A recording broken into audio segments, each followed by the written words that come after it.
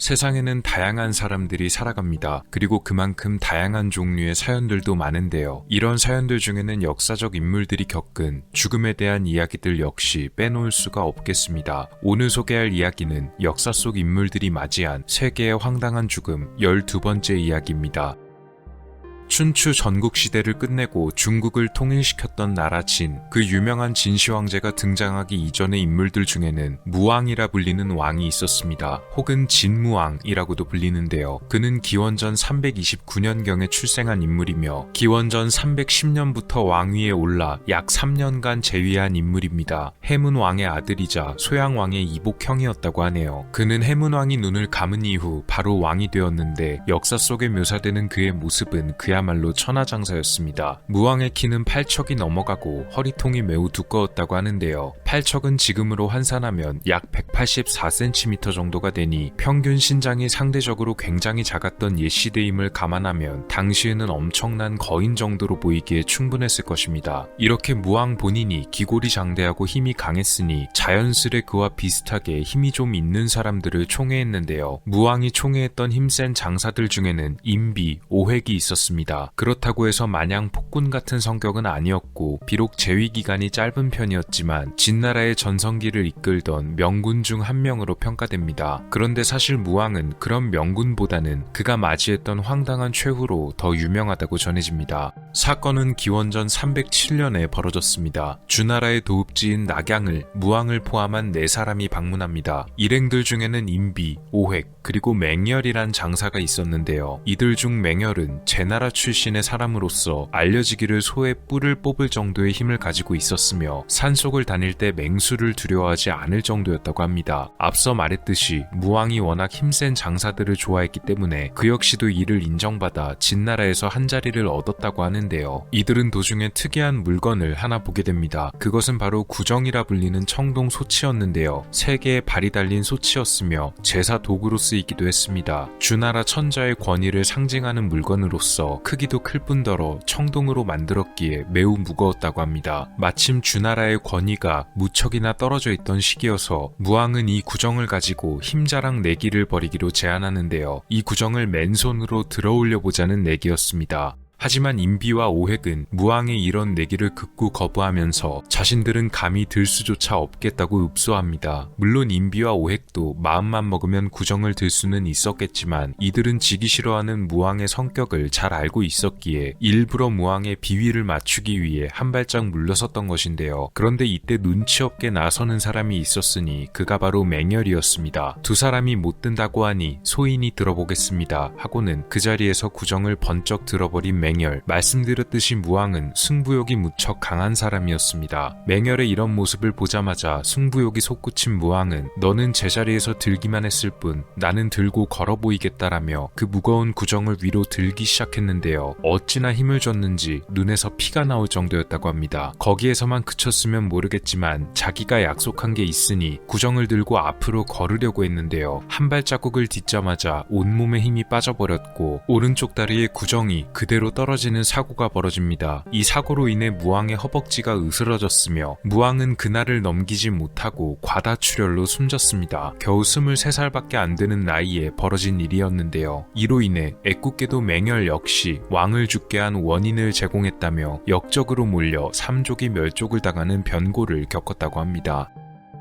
앙리 2세는 프랑스 왕국의 국왕이었습니다. 1519년에 출생한 그는 1547년에 국왕의 자리에 올랐으며 그의 부인 또한 굉장히 유명한 사람이었습니다. 피렌체의 이름난 가문이었던 그 메디치 가문의 사람인 카트린 드 메디시스와 결혼을 올렸는데요. 그는 굉장히 강인한 성격을 지니고 있었으며 스포츠를 즐기는 성격 때문에 기사왕이라고 불리기도 했습니다. 당시 앙리 2세가 즐겨하던 것들 중에는 마상창시합이란 경기가 있었다고 합니다. 아마 이 마상창시합에 대해 아시는 분들도 많을 텐데요. 설명을 드리자면 말 위에 탄 기사들이 나무로 만들어진 랜스라 불리는 긴 창을 들고서 서로 돌격하면서 먼저 상대방을 성공적으로 공격해 자신의 창이 파괴되거나 상대방이 말에서 떨어지면 승리하는 조금 과격한 경기입니다. 자신의 무기가 부서지지 않는 경우에는 성공적인 공격으로 인정되지 않아 점수를 얻을 수 없었다고 하네요. 이 때문에 아주 잘 부서지는 재질의 나무로 만들어졌다고 합니다.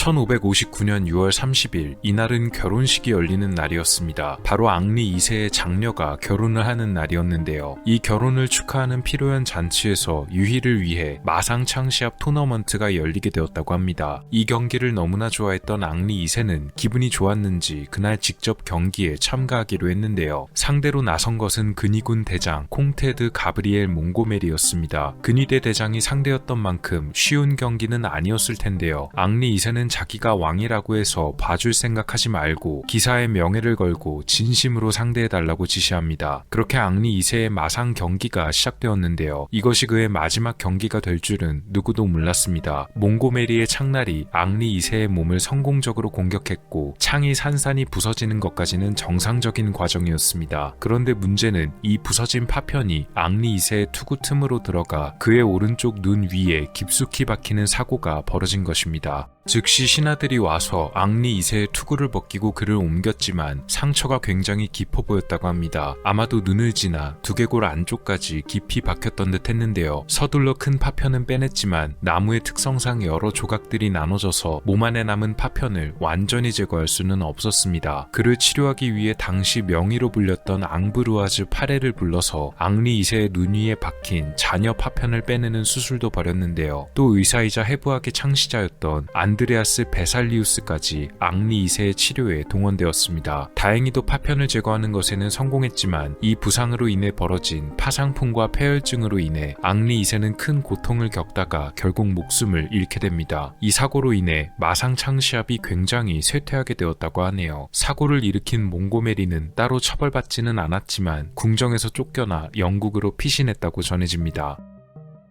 스포츠 경기에서도 종종 사고가 많이 발생하고는 합니다. 때로는 선수가 아닌 관객들에게도 이런 사고가 발생하는데요. 1902년에 벌어진 사고 역시도 그런 예시 중 하나였습니다. 오하이오주에 위치한 모리스타운, 1902년 10월 25일 이곳에서는 야구 경기가 열리고 있었습니다. 프로구단의 경기는 아니고 아마추어 경기였다고 하는데요. 스탠튼 워커는 이날 두 친구와 함께 경기를 구경하고 있었습니다. 친구들의 이름은 프랭크 하이드와 리 로이 윌슨. 마침 이 경기가 열리던 경기장이 워커의 집 뒤편이었기에 세 사람은 워커의 집 앞에서 만나 경기장에 갔던 것입니다. 이들은 나란히 앉아 경기를 구경했는데요. 맨 왼쪽은 프랭크, 가운데는 워커, 오른쪽은 윌슨이 앉은 상태였습니다. 경기가 흘러가는 동안 심심했던 프랭크는 따로 챙겨온 연필과 종이를 꺼내 필기를 시작했습니다. 두 팀 간의 득점을 기록하는 것이었는데요. 그런데 한창 종이에 득점을 기록하다가 힘이 과하게 들어갔는지 프랭크가 사용하던 연필 심이 부러지고 말았습니다. 그에게는 연필을 따로 깎을 만한 칼이 없었는데요. 건너편에 앉은 윌슨에게 혹시 칼이 있는지 물어보게 됩니다. 마침 윌슨에게 주머니 칼이 있었는데요. 팔을 뻗어서 프랭크에게 건네주려 했습니다. 당연히 가운데 에는 워커가 앉아 있었기 때문에 칼을 건네는 윌슨의 손이 워커의 앞을 지나가고 있었는데요. 그런데 이때 예기치 못한 사고가 벌어지게 됩니다. 경기 도중 날아온 파울볼이 칼을 들고 있는 윌슨의 손에 맞은 것입니다. 하필이면 칼날이 워커의 가슴 앞에 위치하고 있을 때였는데요. 강하게 날아온 파울볼에 맞은 윌슨의 손과 칼은 그대로 워커의 가슴을 타격하게 되고 말아버립니다. 날아온 공의 구력이 얼마나 강했는지 윌슨이 들고 있던 칼이 워커의 갈비뼈를 지나 심장까지 깊게 들어갔고 정작 워커 본인은 처음에는 무슨 일이 있었는지 몰랐다가 곧 출혈이 시작되는 것을 보고 정신을 잃었다고 합니다. 대동맥 부근에 깊게 부상을 당했기에 다량의 출혈로 결국 몇 분 만에 숨을 거뒀다고 하네요. 파울볼에 의해 벌어진 황당한 사고였습니다.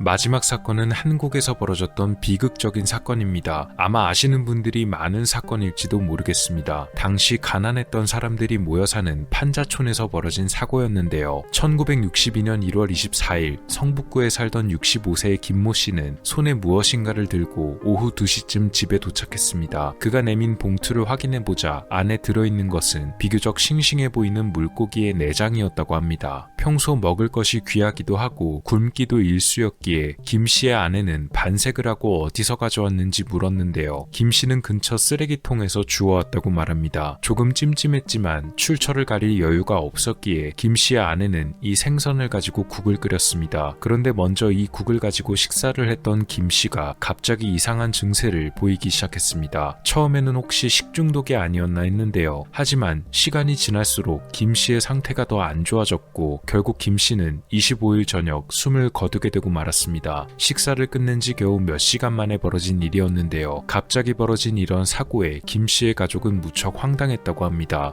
이틀 후인 27일 이웃에 살던 40대 김 씨와 50대 이 씨가 숨진 김 씨의 집에 방문했습니다. 40대의 김 씨는 직업이 목수였다고 하는데요. 숨진 김 씨의 집이 하도 가난해 관을 맞출 돈이 없단 것을 듣고 사정이 딱해 직접 관을 만들어주러 온 것이었습니다. 두 사람이 관을 만들어주기 위해서 왔다고 하자 숨진 김 씨의 아내는 너무 고맙기도 하고 미안하기도 해서 어떻게 보답을 해드려야 될지 모르겠다고 말했는데요. 정 그러면 밥이나 한번 달라는 두 사람의 말에 숨진 김 씨의 아내는 두부를 넣고 끓인 찌개를 내왔습니다. 그런데 이 찌개를 먹은 40대 목수 김 씨와 이 씨 역시도 갑자기 이상한 증세를 보이며 쓰러지고 말았다고 합니다. 숨진 김 씨와 똑같은 증상을 보였다고 하는데요. 결국 이 두 사람도 오후 1시경 숨을 거두고 말았습니다. 알고 보니 이날 두 사람이 먹었던 그 찌개는 바로 숨진 김 씨가 가져왔던 그 생선 내장을 가지고 끓였던 찌개였습니다. 주워온 생선 내장을 가지고 국을 끓였다가 그걸 먹고 숨진 김 씨, 그런 김 씨의 관을 맞춰주러 왔던 사람들에게 또 한 번 똑같은 재료를 가지고 찌개를 대접했다가 발생한 사고. 황당한 이 사건의 전말에는 생선 내장이라는 공통 분모가 있었는데요. 나중에 알고 보니 숨진 김 씨가 주워왔던 이 생선 내장은 바로 근처 시장에서 손질을 하고 버린 보거의 내장이었습니다. 아무리 몰랐다고는 하더라도 남편이 먹고 목숨을 잃었는데 그걸 가지고 또 어떻게 찌개를 끓였나 싶겠지만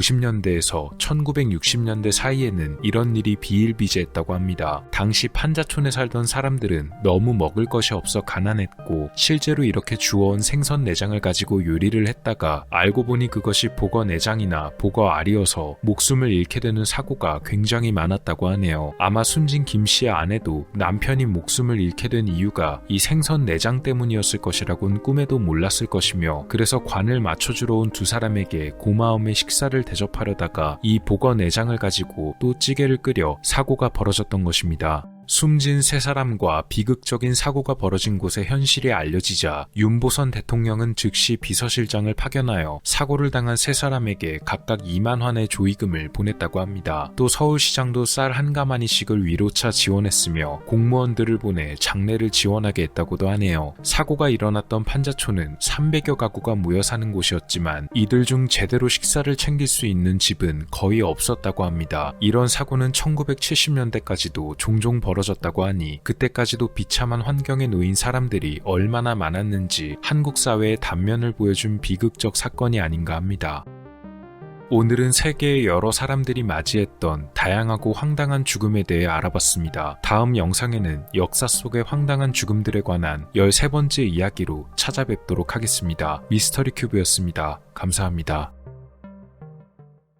오늘 미스터리 어떠셨나요? 영상을 재밌게 보셨다면 채널에 방문하셔서 더 많은 영상을 시청해보세요. 미스터리 큐브였습니다. 감사합니다.